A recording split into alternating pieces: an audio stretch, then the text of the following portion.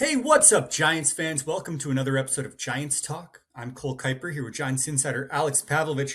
We are breaking down the Harrison Bader signing. Biggest news we've had in the Giants world in weeks, and we just barely missed it on the last episode, so we'll talk all about it here. Plus, later on, we'll be joined by Dwayne Kuiper here on Giants Talk to get his thoughts on the offseason, the new signing, and everything in between. Before we get started, Giants Talk is presented by Mancini's Sleep World. Mancini's Sleep World is kicking off the year with their President's Day sale, where you can save up to $1,200. Mattresses start at incredible prices, like Beauty Rest Queen mattresses starting at just $299. Plus, you can get 0% financing for up to 60 months, including on Tempur-Pedic, with payments starting as low as $29 a month. Just visit sleepworld.com. All right, Alex. Last episode, we joked that I had jinxed us, that there would be some sort of emergency podcast needed. And little did we know, what do we think? An hour? Less than an hour after the episode went live? I think it was about an hour after it went up. So, yeah, Harrison Bader. Appreciate everyone who asked for emergency pods. We are sometimes also like, somebody texted me about it, and I'm like, well, Cole does have a day job, and I have a 2-year-old. So sometimes there's a higher bar, like on a Monday morning, there's a higher bar than on like what would you say, Saturday afternoon? We're like, yeah, all right. Saturday, Sunday, very flexible for emergency podcasts. I was actually in a work meeting from like 9:30 to noon. Yeah. So I had a text thread with you and our producer that was already like 20 texts long by the time I even saw the news. Yeah, it would have been an one-man pod. Not much, but I'm giving you credit. I think you talked about how quiet it's been, and here go the San Francisco Giants. Yeah. So in about a week or two, we'll start talking about how quiet it is again and see if we can get more juices flowing. But for now, let's talk Harrison Bader. What a cool signing. I don't know. All I've heard about is he's the kind of guy that fan bases absolutely love to root for, and the kind of guy who other teams hate playing against. So one of those hair on fire guys, which is, good when he's on your side. For me, this just boils down to one thing, plain and simple. Like, I think we actually talked about it on Monday's pod about how much better they could be, or on a recent pod, I know we talked about how much better they could be if they just got a center fielder or even moved. I thought they, with the guys they had, even if you want to move Drew Gilbert to center and put Jung Hoo Lee in right field, I just thought it would be a big step up. Now Bader is obviously a much more accomplished version of that. Former Gold Glove winner, very good defensively his whole career. The metrics continue to stand up as he gets into his 30s. Sprint speed is still good, so like physically he seems like he's still in a place where for 2 years he can continue to do this. And I think it was a very obvious move. One of those guys that, like, we talked about him earlier in the offseason, but just made sense as a Giant this offseason. And two, I just think getting it done for a reasonable cost, and presumably, deal is not official yet. He had a physical, hasn't been announced. We have not talked to Buster or Tony or Harrison did a couple podcasts, but we assume, and from what I've heard too, a little bit, is the plan is for him to be the center fielder, and Jung Hoo Lee moves to right field, which means you are much better defensively in center field. You are probably defensively better than you were in right field, at least last year, aside from Drew Gilbert. And a lot is taken off Jung Hoo Lee's plate. So there's a lot of, aside from just the obvious of adding this guy, I think there's a lot of added value in other areas that makes Drew Gilbert more of a fourth guy for now, as opposed to starting in right field on opening day, although he does have the number for it. But I just think it's a small move that I think could potentially be really impactful in multiple ways. We had talked a good amount on this podcast about moving Jung Hoo Lee out of center field just because of how many better options there were with the glove. And it really seemed like it just wasn't going to happen. We had heard but it turns out bringing in a whole new guy, a defensive expert, if you will, a veteran, is what it took to make that upgrade. So I'm really excited. I am curious if they're going to move the Jung Hoo crew to, I don't know, that pocket over down the first baseline. the promotions crew and the marketing crew, which had a good day today with the new bobblehead announcement, they Mm-hmm. do have some work to do on the Jung Hoo Yes. crew. So um, probably, I hope, did not catch them by surprise. But yeah, I think it's something I had asked about this at the GM meetings and was told, we've talked about it internally, but just not ready to go there yet in terms of moving him to a corner. So it was something that I think they didn't want to do in 2026, but also, you get deep into the offseason, you kind of look around and it's like, how do you meaningfully improve this team on January 26th? And one way is just to make sure your outfield defense, which has been the worst in the big leagues for the last 2 years, is, I don't think there's any reason why it can't be league average. Like it Yeah. really, if you look at it, Bader is a very good center fielder, and the other two guys are former center fielders. So, and neither one of them is like it's not a physical issue with either one of them. So, Elliot Ramos, the mistakes he makes are mental mistakes, and Jung Hoo Lee, a lot of it was, you'd see him get close to a guy and get a little skittish, and you'd see Mm-hmm. the jumps, and but physically, those guys should be in a position where they should be average or above average at their respective positions. So, is this a top 5 outfield defense, a top 10? I don't know, but it should be like league average outfield defense, which would be a big step in the right direction. Yeah, for years, I feel like we've been saying if they can just be league average, we have so much less to worry about. Just be Um, not horrible out there defensively. yeah, so now I'm going to say we're there. Next step is above average. We got this, guys. Again, like physically, you look at those three guys and you look at their primary backup in Drew Gilbert, who I thought was excellent defensively when we saw him. Like the tools are there for this to be a good defensive outfield. Will it get there? I don't. The tools were there last year for these two guys as well, and just who knows what happens. But I do know it was something that both of them at the end of the year talked about, and both of them Mhm. were very self-aware about, and knew that defense was something they had to work on. And I do think that's a small part of why there was massive upheaval to the coaching staff, was just the inability to like fix Elliot Ramos defensively last year, and the hope that this new group can do that. So you add it all together, and like if they could be 12th and outs above average out there, or whatever metric you want to use, that would be a huge, huge step in the right direction. We're focusing a lot on the defense. What do we know about the expected offensive um, performance we're expecting from Harrison Bader? Yeah, I mean, last year was his best year at 17 home runs, WRC plus, well above league average.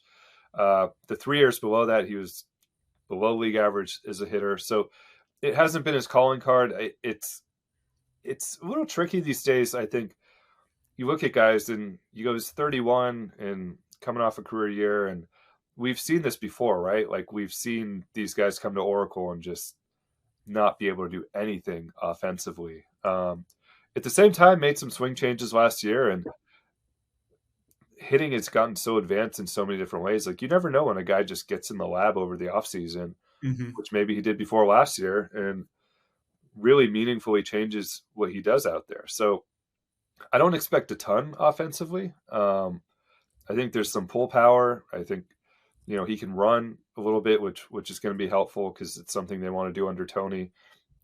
He should be hitting down at the bottom of the order, should be like him and Patrick Bailey, and currently whoever's probably at second base. And I think with him and Bailey especially, it's like go out and play Gold Glove caliber defense and um, give us something offensively. But they're Yeah. not counting on him, and I do think it's one area where this goes back to, if you look at the whole year that Buster has had, the whole year plus he has had here, Rafi Devers is supposed to lead the offense. Willie Adames is supposed to lead the offense. Other guys as well, but those two are supposed to be hitting second, third, fourth, whatever it is. So there's not as much pressure on a Harrison Bader as there would have been like 2 years here. Yeah. I mean, now Years that here.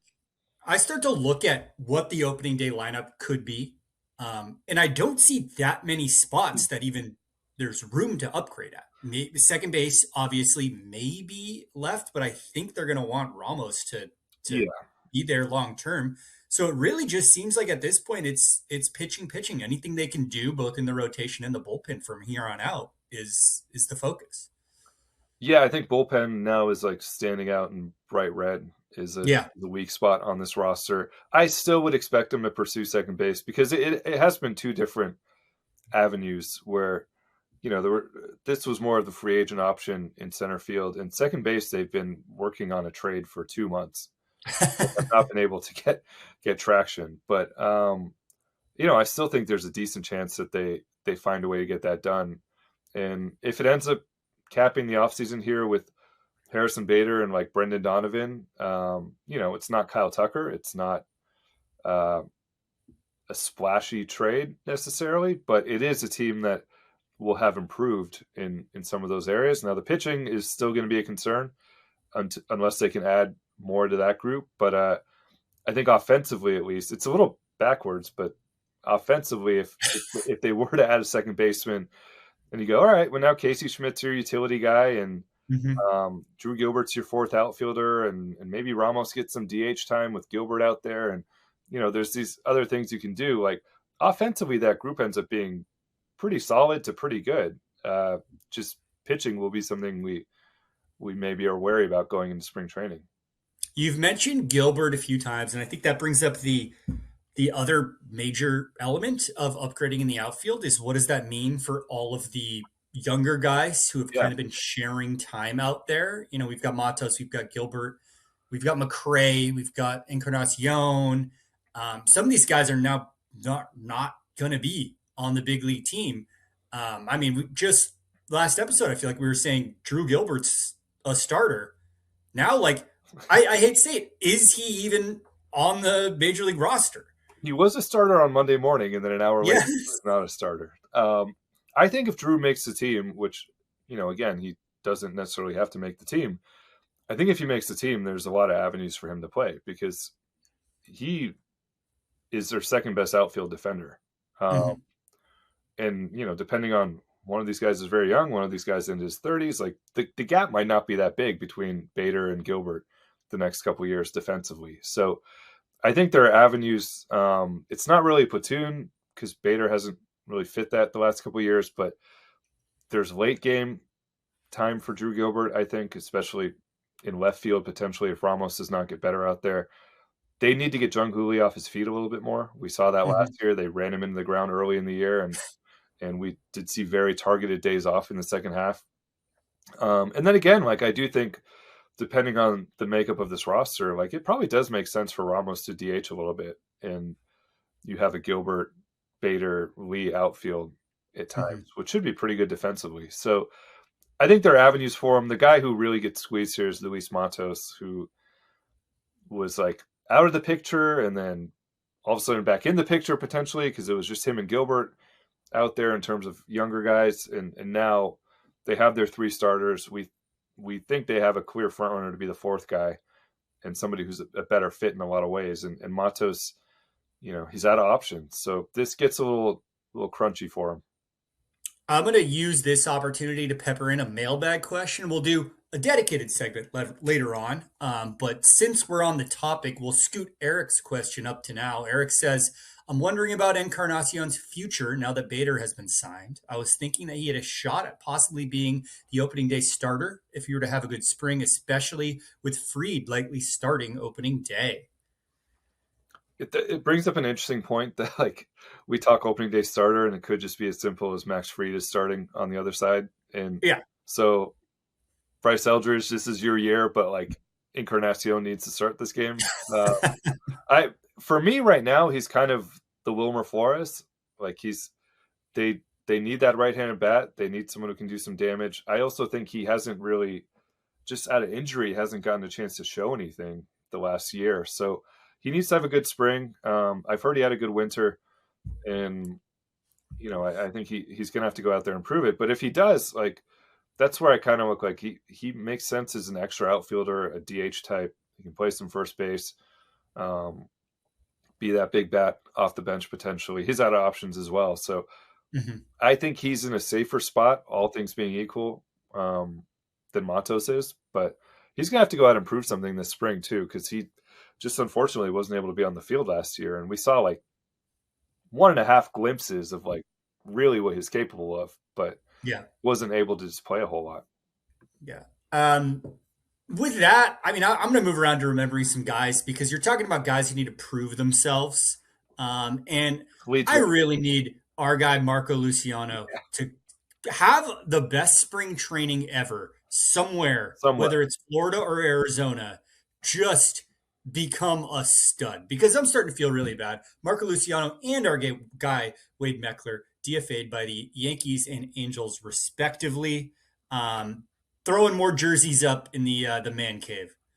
Yeah, somebody sent us a message that this should be like, what is it, Yankee swap or whatever, or what's that Christmas game where you get to like, oh yeah, like a white elephant. White elephant. You get to switch like twice. Oh yeah, there's a cap on how many steals you get. There's a cap on how many times. Yeah, Luciano's had a rough winter and now he's in purgatory again. Yep. Meckler, these two guys were right there with Matos and McRae in terms of like new staff coming in. You guys have kind of been here a little bit. Some of you guys are out of options coming up. So Matos had survived it to this point, but the other two guys have had a rougher time. And it's brutal to have it happen this late in the off season when, guys are basically trying to figure out, like, they've already figured out where they're going to live in spring training. Yeah. So wherever they end up, it's like, am I bringing bug spray or not? Is it Florida or Arizona? Yeah. What are we doing? Yeah. That's the other. It's like which side of the country you go into. Yeah. So, but yeah, tough for those guys. And then wanted to give a shout out to Derek Law, who is an Arizona Diamondback, and we get to see him. Yeah, has had some injuries, but is on the comeback trail. Signed a minor league deal with them. That is like the definition of remembering some guys. If you don't know what Derek Law did in San Jose a million years ago, go and check that out because one of great A-ball closer seasons. But he's like 35 now and still out there and pretty impressive. So he's like the last man standing from everybody who came up with him, and these guys who are friends with him, they retired long retired. So yeah. I'd like to think there's like a text thread going on where he's the only one still active in the league. It's like Mac Williamson and Jarrett Parker. Yeah. And, hey, you guys want to go hunting today? Anyone want to go fishing? No, I got a game. Yeah, no, I got a game. So, but good for him. He's like, people who remember him, I mean, that personality is who he is all the time. So totally. I hope he makes that bullpen and we get to see him 4 times this year. Before we get to the mailbag questions and Dwayne Kuiper joining us, we put a lot of time in on the last episode to Baseball America's Top 100 Prospect lists. We've got a few more lists that have come out since then. The Athletic released theirs and ESPN released theirs. Alex, how'd the Giants do? They had 4 on Baseball America. 3 each. So step down. The Athletic, Keith Law had Eldridge at 23, Joshua at 38, Gavin Keelan at 69, which was like nice. I think you asked me about him. Yeah. Last episode, you're like, where's he on the prospect list? So there he is. All right. And then Kyler McDaniel of ESPN this was an interesting one. The first one to have Joshua ahead of Bryce Eldridge. Had wow. At 30, had Eldridge way down at 59. And then Johnny Level at 84. So, Kylie killing me putting Eldridge so high. You can put a chip on your shoulder if you want, or I would prefer to view it, or I would view it this way, and just that one, I think we're seeing they have a guy, as we've talked about a lot this month, who is like shooting up prospect lists and looks like he could be like a mid-season top 10 or 15 guy. Good thing they didn't trade him last week, I think. We'll see. That will be an emergency pod if they ever. We would be on here like, what are you doing? But, had you heard anything about that trade cooking before all the news broke? No, not that specific one. I mean, I've heard Donovan for 2 months now, so okay, that's the main one. And some Horner, but I had not heard that one. But the other thing I think that stands out here is 2 more middle infielders in last year's first round pick, and then Johnny Level, who was signed in 24 internationally for about $1 million. So you add those to the 2 guys they've signed internationally the last 2 years, and as we've talked about, that's 4, and 4 guys who are potentially top 100 talents as shortstops or second basemen, and they're not all going to be in San Francisco.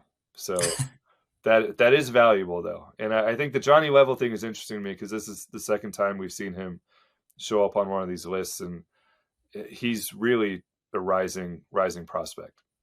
That fear of rising prospects not ending up as San Francisco Giants brings us to our first mailbag question. But first, Giants Talk is presented by Mancini Sleep World.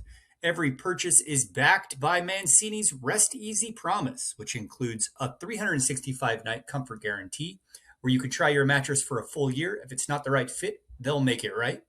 Free next day delivery and old mattress removal. Buy today, sleep better tomorrow with no extra cost. And a best price guarantee. If you find a better deal, they'll beat it. Get started at sleepworld.com. Can I interrupt All right. before you do mailbag? Yeah. Because sometimes I check Twitter when you're doing an ad read to see. That's fair. Make sure nothing happened. We have, are you familiar with the Shredder at MLB Network? No. Nobody knows what it is, but it comes up with their top 10 at every position. Top 10 starting pitchers, no Logan Webb. So wow. We have MLB fan vote, no Logan Webb. So chip on your shoulder, Logan. Talk about playing with the chip on your shoulder. I guess leading the National League in strikeouts and innings is not that. We get too cute with this stuff sometimes. He does seem like the kind of guy who does not get respect around the league. Like I would be surprised if my cousins in Boston know who Logan Webb is. And we're biased, but I see some of the names on here and go, I don't know about that. Yeah. I think I'd rather just know that the starter's going 7 innings every 5 Yeah. days. We take it for granted. If we could have 5 Logan Webbs, it would all be so easy. We'd be doing playoff pods. Hell yeah. All right. Let's start with a question from Rhett. Rhett says, are we going to be living in fear of the Giants trading Eldridge for the next 6 years? I won't, but it's kind of up to him. Like he has a chance to establish himself and. I thought you meant it's kind of up to Rhett, the listener. Oh yeah, like, Rhett. No, you don't live in fear, Rhett. It's up to you. That is also up to you. But if Bryce does what he's capable of this year, ultimately he's a hell of a trade chip, but also becomes really, really, really hard to trade that guy. Like it's been a long time around here. He's going to be pre-arb for 3 years. He's going to be really cheap over those 6 years. So, and just I think the important thing is like, when was the last homegrown position player who was even worthy of like having the massive extension and buying his jersey? And we've seen like Ramos break through, but they've been waiting for this guy. So yeah, it would be painful to see him traded. And I'm going to choose not to live in fear. I also think, going back to the way we finished the last segment, like if they do want to make the massive trade, there are other ways to do it now than trading Bryce Eldridge. And maybe at some point we look around and go like, having these 2 guys at first and DH actually kind of robs you of a lot of flexibility. But right now I think it's totally fine. And No, we still can't trade him. Just retool him as a pitcher at that point. Put one of them in left field. All right. Next question is from AJ. AJ says, I'm not sure how old you guys were for the 1993 season, but I was 15 and still remember it vividly. 220-game winners, Bond's first season winning MVP, several gold gloves, Rod Beck closing games, winning 103 games, but completely missing the playoffs. So what's a bigger what-if season, 1993 or 2021? I assume this is like what if in terms of winning a title. Yeah, like what if things had gone a little differently? I would say 93 because when I was writing my book, Dusty Baker told me that was the best team he ever had. And he said he had absolutely everything. And he had everything. So he just didn't have the wild card. That's everything else he had. And that the 2021 team was not as good on paper and was just kind of everything went right. And holy crap, how did this happen? But that 93 team was unbelievable. Yeah, I was 6, so it's not a year that stands out super strong in my Giants fandom.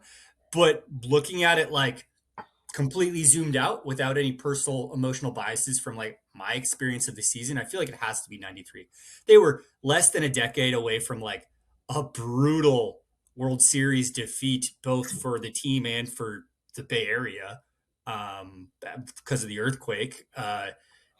There was no wild card. They did all that for, they didn't even get to battle it out in the playoffs.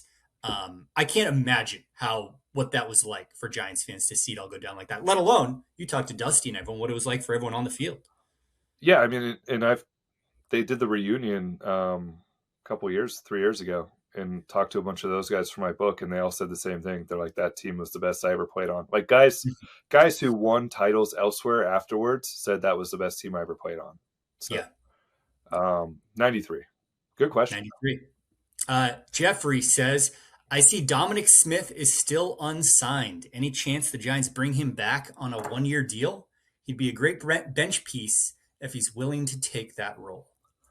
I hope for his sake this isn't the best he can do, because I thought he was really good in the second half and, looked like a platoon piece somewhere or a contributor somewhere. And if he came here, he'd be the number 3 left-handed hitting first base / That's what I was going to say. It's like, of all the spots, that's not the one we're looking for any more depth at. Just not a great roster fit, but, you never know what happens once you get to camp and see what's what, and maybe spot opens up somewhere. Yeah. I am very surprised he hasn't ended up anywhere yet. I mean, none of the Giants have ended. Yeah, that's not even true. As a DFA. So that's true. Yeah, they can't even get on a team for free at this point. Like these guys were hitting like 4th and 6th in this lineup last year. They can't get a minor league deal. Gosh, bleak. All right, couple more. This one's from Ryan. Ryan says, how come Tyler Fitzgerald isn't talked about more at second base? I know he struggled to start the year last year, but he had so much potential in 2024. Alex is always really high on Casey Schmidt, but Schmidt's career .6 WAR over 3 seasons isn't doing it for me. To be fair to me, and also this is, maybe I shouldn't admit this, but I've been very high on Tyler in the past as well. So what's Tyler's WAR over those years? Because Tyler might have had .6 in a 1-week span. Yeah, .6 in like 4 days, and then after that, I think my thing with Casey, and I would say the same with Tyler, is I have generally been fine with their young options at second base, and I think they have so much else on the infield that it's totally fine letting one of these guys see who can break through. And I'll throw Christian Koss into that group. It sounds like they want to go get an upgrade, but our thing has been like, go upgrade the outfield, go upgrade the pitching staff. Second base, you have guys who can play in the big leagues. Now they've done the outfield, so maybe you don't care about that anymore. But that's kind of been my thing with Casey, is I've been like, he's totally fine. And said the same about Tyler last year, and I still feel that way. I don't know what happened to him last year. I think he, maybe a confidence issue and banged up a little bit, but we've seen what he's capable of. He can be Barry Bonds for 2 weeks at a time. So it also could be interesting if that speed could be used a little more creatively by a Vitello coaching staff, because that's not something they have in spades. I mean, one thing we talked about in October is there are going to be guys who show up and like in mid-March, you're like, oh, that's kind of a Vitello guy. And, yeah, exactly. And this is maybe a weird example, but like Bob Melvin was just a huge Sean Jelly fan, and was like, I want that guy in my bullpen. And he had seen it from the other side, and Sean was always really good against the Padres. So there's going to be guys who show up and they're a good fit for what the staff is trying to do, and Tyler is potentially one of them. Yeah. I honestly, if that comes down to a spring training position battle, I think that is completely like best case scenario. Let them ball out and play themselves into second base, because I am fine, like you said, with either one of them. I'm not going out and demanding the big trade. I like the internal second base options, and we've said focus on pitching for months now. Yeah, but is what it is. I mean, that's also kind of why both of us made such a had such a strong reaction to the Abrams rumors because we're like, Yes. if you're going to do that at second base, just go send all those guys somewhere for 2 starting pitchers. Like, what could you get if you offer those guys for pitchers? So, Well, I had a strong reaction because for some reason my brain thought CJ Wilson. And I was like, that would isn't he like 50 by now? That would be a bad trade. Yes. Yeah. He's still playing. Yeah. All right, one more, and then we'll get to Dwayne Kuiper. Dane says, on the silly side, what's the go-to burrito protein for you guys? I picture Alex being to play it safe. I'll take chicken type, whereas Cole will try the lengua, cabeza, etc.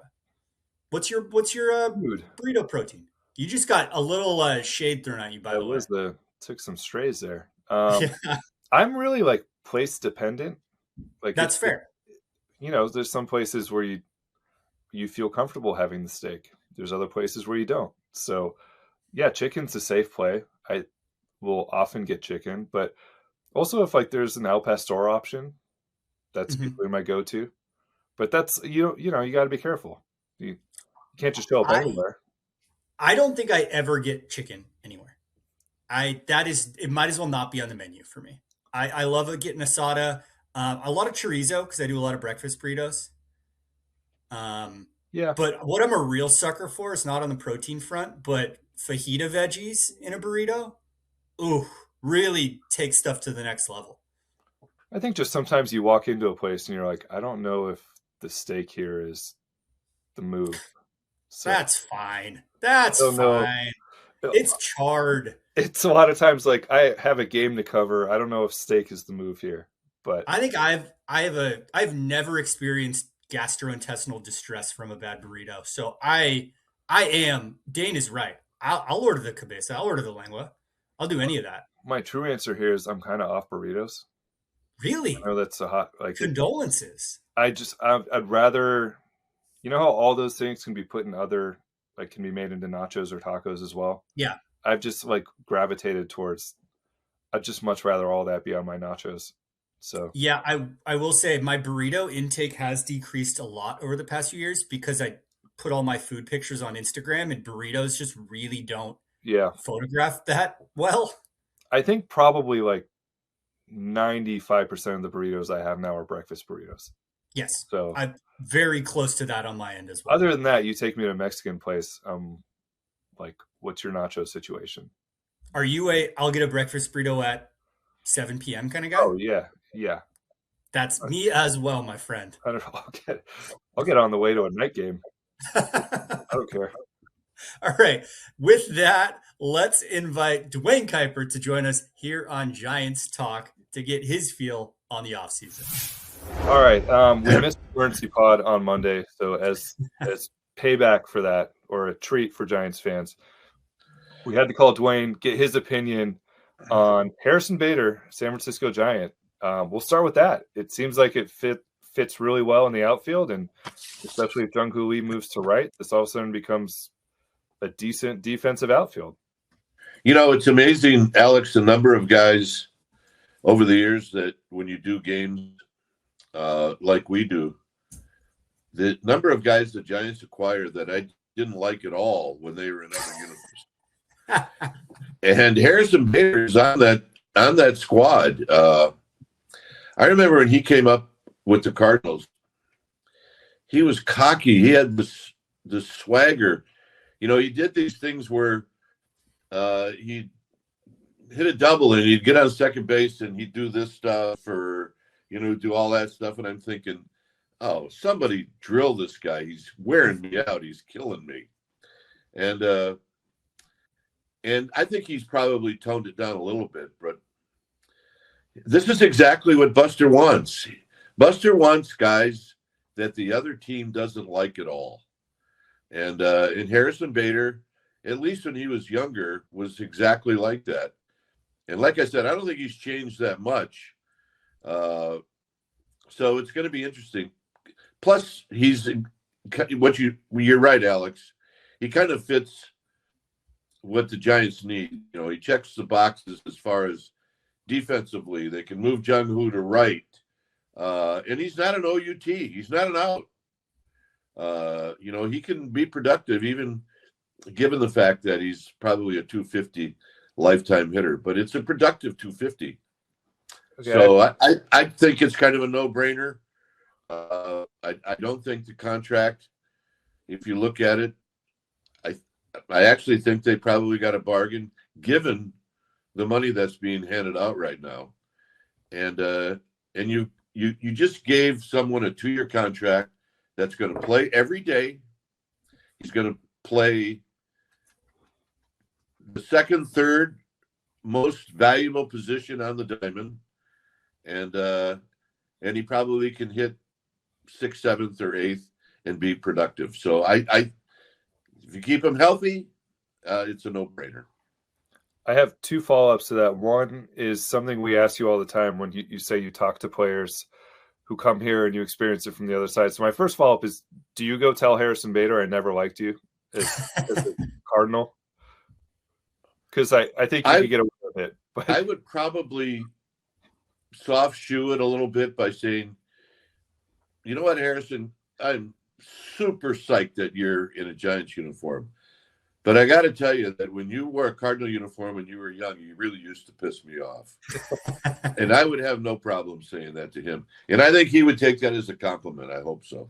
I think so. My second thing is you brought up Buster, and this has been a theme of the offseason going back to Tony as well. Like he doesn't want to be well-liked, which is interesting because he might have the highest approval rating of just about anybody who played in the last 15, 20 years. I know you talk to him sometimes. Why do you think he wants guys like this who maybe get under the skin of the opponent? Well, because I think he caught guys like Matt Cain, that Matt Cain didn't do anything really to tick off the other team other than not talk to the other team, not be afraid to protect his teammates, hit somebody, knock somebody down. And, of course, then there's the obvious one is Madison Bumgarner. Buster's got, I've heard him say this a number of times. And a couple of times when we were having coffee is when we took the field, and he's talking about the years where they were really, really good. He said the other team felt us. They felt our presence when we took the field. And he said, and that's what I want out of the teams that are going to take the field now for the Giants. And you need to put together some guys that'll make you feel that way.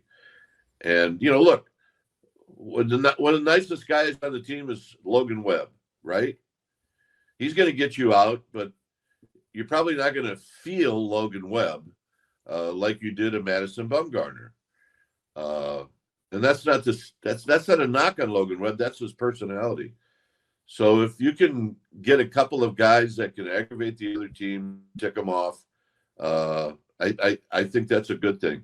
I think we're beyond an organization now that just wants to get a bunch of talented good guys. That can work if you got a whole bunch of those guys. But I think you have to have some guys that can tick off the other team, that can just make it a little bit more interesting, a little bit more exciting, and hopefully there's a little bit of an edge to that. Outfield is locked. No more fiddling with the outfield. Beyond guys who piss off the other team, what else are we looking for? What is the need outstanding right now if you're in the Giants front office? Well, I think trying to put together what the bullpen is going to look like is going to be important. And I think, it's not really fair to circle one guy, but I think Birdsong has so much to do what they can do as far as the rotation and the bullpen. I mean, if he gets to Scottsdale and all of a sudden he's throwing strikes and he's the Birdsong we saw when he was good, all of a sudden that changes everything, because now you got another starter that you can play with the bullpen a little bit more. I think Roop is going to be fine. I think he's going to be one of your starters, and then the couple of guys they signed.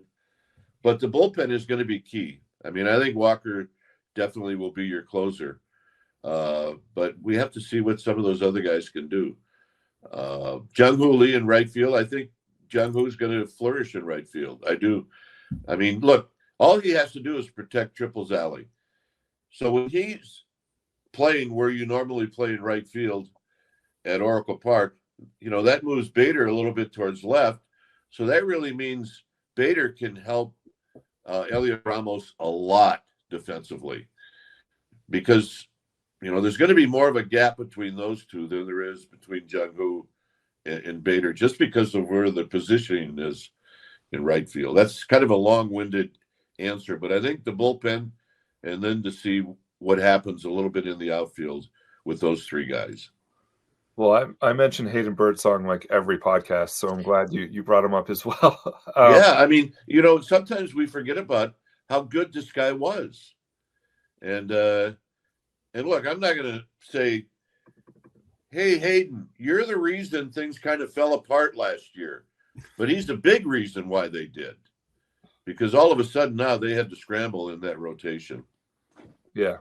I want to take you back to the beginning of the offseason. What is going to go down as the big move of the offseason. Tony Vitello, new staff, new manager. Have you, I know you'll be out there in Scottsdale in a few weeks with us, but have you had a chance to talk to him yet or get a feel for him at all? I know he's been busy catching up with everybody and maybe hasn't gotten to everybody yet, but we, Matt Chisholm from our PR department, within a couple of weeks after Tony was hired, he put together a nice Zoom with Mike and I and John and Dave. And so we had a chance to visit with him then. And I did talk to him at his press conference. But not a whole lot has happened in my life since that press conference. A whole lot has happened in his life in that press conference. I mean, he's probably been to 4 or 5 different countries. All the phone calls he's taken and all the phone calls that he's made, I'm sure that it's been a whirlwind for him. I would guess that the number one guy that wants to put on a uniform and take the field in this world is Tony Vitello. I think he's probably had it with all the stuff that goes on outside managing games. I think he's ready to put on a uniform and hit some fungos. Yeah. Everybody that I talked to, Alex, really likes the guy. And I heard him, I think I heard him on KMBR one morning. And, somebody asked him the question about, so you go to these meetings, how do other managers talk to you, look at you? And he said something really interesting. He said, everybody's been great. He said, but the one guy that really stood out to me was Aaron Boone. He said, Aaron Boone was super, super nice to him. And I'm a big fan of Aaron Boone. I think he sees the game the way we see it. And when I see Aaron Boone, when the Yankees come in for opening day, I'm going to tell him, I'm going to say, you know what? I really appreciate the way you made Tony Vitello, who's never managed or been in a big league uniform, made him feel like, he was going to be okay. And also, Tony talks about his phone calls with Tony La Russa and how much that has meant to him. So I think he's ready to put on a uniform. And I'm fascinated, and I think the whole baseball world is to see how this thing goes for him his first year. I do think there's going to be times when he's going to walk into his office after a game and go, what happened? What did I do? Would I like to do something different? I think there's going to be those moments, and I think we all have to be prepared to live with that. Yeah, with Aaron Boone, Tony La Russa, Dusty Baker, Bruce Bochy all like in your corner, he's got to feel pretty good going into the season. He does, and look, he's very sensitive to the fact that he never rode a bus in the minor leagues. He never managed in the minor leagues. He didn't play. I think he's really, really sensitive to that, and I think that he really wants to prove that even though he didn't do any of that, he can do this job. And he can be in San Francisco for a long time. Yeah. We're sitting here on this podcast every week, counting down the days until spring training and opening day. But part of me is like already thinking ahead to what next year right now is going to feel like with potential lockout. Are you worried? Like, are you going into this offseason? I was like kind of meh, and then the Dodgers make another big signing. What do you think? Is next offseason going to be as perilous as it feels like? Cole, you and I are going to have to be able to have coffee every day. We're going to be hanging out until August. Remember the days where we used to back our cars together during COVID? Yeah, the real social distancing era. I'd sit in the trunk, and we'd do our air hugs. That was the last lockout. Was the last. Yeah, I look. I'm not feeling great about what's going on, only because the rhetoric has already started. Yeah, and I'm talking about all the former players that are still around. We all got an email from Tony Clark this past week, and basically laying out, first of all, thanking all of us for having someone like Tucker signing a contract that is out of this world. Mm-hmm. He basically said, look, if it wasn't for you guys in the late 60s and 70s, none of this really happens under the realm of Marvin Miller. But he also would say, look, these guys, these current players are in it for the long haul. I don't like to hear rhetoric like that. I appreciate Tony Clark saying that. I don't know what's going to happen because attendance is good. All players are getting paid. People are coming to the games for the owners, and there's TV money. But we've seen this before, and Alex knows it as better than anybody. None of that really matters. When these two sides go at it, it's just we got to sit back and wait and let them duke it out. So I don't know what that answer is for you, Cole, but I'm not. Mike Krukow is like, it's not going to happen. They're going to play. I'm not quite as optimistic as he is. All right. Well, when I start to go to that dark place, I will call Mike and have him talk me off the ledge. Yeah, well, Mike can talk you off the ledge. He'll try to talk you off the ledge even if you're not on the ledge. Yeah, I'll be on the phone for 2 hours. I know. Yeah. All right, I'll finish with this because it is related to Mike a little bit. We get a lot of questions from people about Netflix and all the new stuff that's happening, and obviously the first game of the season is on Netflix. People constantly ask me, what does it mean for broadcasters? And I assume for you guys, you're starting to map out a little bit more time where you're together on radio, but have you thought about it? What's it going to look like for you this year with some of these new changes? Well, let's see. I was doing the math today. I was in my car. Just happened that Susan Slusser was on with the morning guys, and she mentioned that going to Arizona this year will be her 30th year. And right away, my competitive juices are like, well, I can beat that, right? So, and I don't ever really count, where I'm at years-wise, but going to Scottsdale this year will be my 54th. So that means whether it's been in the minor leagues as a player, the years I played in the big leagues, and then the years I broadcasted, this coming year will be my 54th opening day. This will be the first one I miss. Come on, Netflix.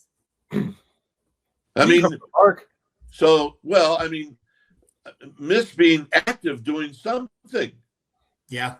So that really hacks me off. It really does. And I get what Major League Baseball is trying to do, right? You're trying to open it up.